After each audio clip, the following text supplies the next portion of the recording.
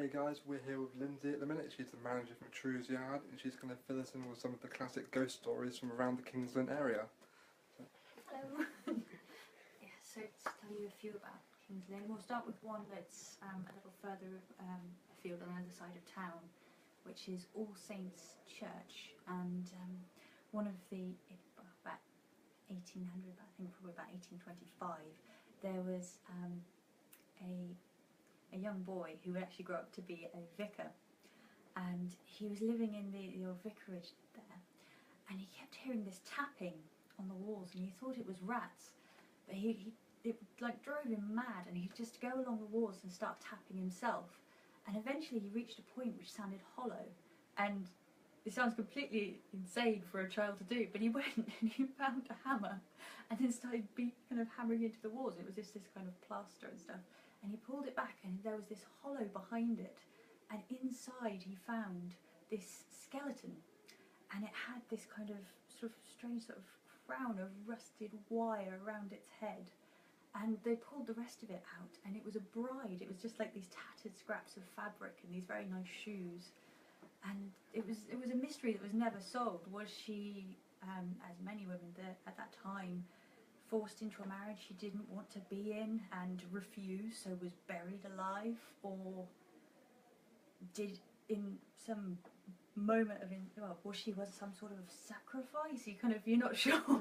There's so many possible variables for what that story could be. What do you think the significance would have been for the wire around the head then? Oh, it would have been the veil.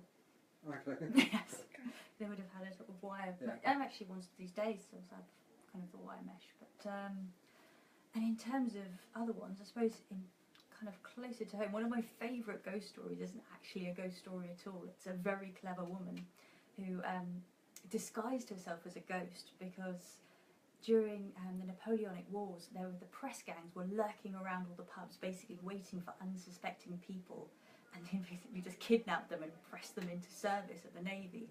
And this one woman was so scared for her husband that she hid him in one of the tombs in St Nicholas Chapel's graveyard, and then she'd basically dress up all in white and carry a lantern, and she'd bring food to him every night. And the people around here were so superstitious that no one would go near her, and so she preyed on that, and she kept him safe for the duration of the war just by pretending to be a ghost. And there's some lovely ones. There's this story about this kind of friendly ghost. Effectively, it was in Pilot Street in one of the houses, and the children kept seeing this ghost, and they weren't frightened of him at all. It was just this young man who was kind of described as being in breeches, and he'd just show up every so often, and they'd just feel like he's here again. But and the flip side of that is there's something that was supposed to be protective of the house. There's this one in Pilot Street. This woman, she'd have, when she was a little girl, she'd have these terrible nightmares, and as an older woman, she moved back when in the between the 1930s and 60s, this whole area was basically cleared, and she came back to watch her family home be demolished. And as a child, she was haunted by these faces, these horrible faces that she'd see in her walls. And when the building was being pulled down in the rubble, she saw these gargoyle faces, and it was in the location of where her room was, so seemingly behind the walls were these faces all along, that somehow maybe the shadows that had fallen on the walls of the paintwork had given them away. But no, she just collapsed to the floors because sudden realisation that she wasn't mad and that these faces had been there the whole time. It must have been a moment of kind of great catharsis, really. In terms of other ones, I'm just trying to think. Oh, the Exorcist house, that one's a good one. That's also St Nicholas Chapel. There's this wonderful little tumble-down cottage kind of thing with gravestones all lined along the walls. And supposedly it's haunted. Funnily enough, it belonged to, strangely enough, the Exorcist. But when the film came out, that profession kind of lost some of its glamour. It used to actually be quite a prestigious one. And it was actually the person who owned it after the last Exorcist was a cultist. It was a gentleman who actually worked for the BBC Radio. He had his own show which was about the occult, and his name was Mr. Buckley, and he lived in there, and he told people that he was a wizard.